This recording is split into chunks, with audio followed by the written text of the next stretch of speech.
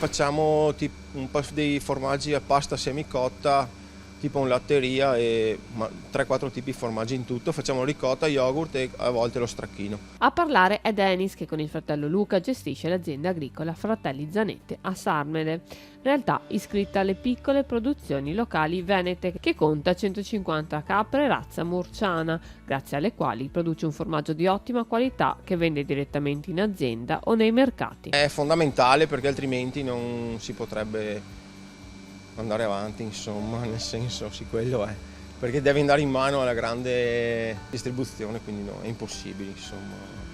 C'è anche mio figlio che ci dà una mano, non tanto in stalla, però per quanto riguarda la fienagione. Il fieno lo produciamo tutto noi, abbiamo un essiccatoio, ce lo essicchiamo, per cui abbiamo un latte più di alta qualità. In Veneto sono 1500 le piccole produzioni locali riconosciute da un progetto regionale che, come in questo caso, incontra l'appoggio di Banca Prealpi San Biagio. Noi come Ufficio Agricoltura, io con Silvio e Laura, siamo un po' quelli che riescono a tradurre e a portare all'interno della banca le esigenze, le idee imprenditoriali che nascono nel nostro territorio. Abbiamo una direzione generale, una presidenza e un consiglio di amministrazione che sono molto rispettosi del territorio, percepiscono i segnali che arrivano dal territorio e sono vicini al territorio. Se pensiamo che questa azienda qua riesce a trasformare il proprio prodotto e a venderlo, è un valore aggiunto per l'azienda, è un valore aggiunto per il territorio,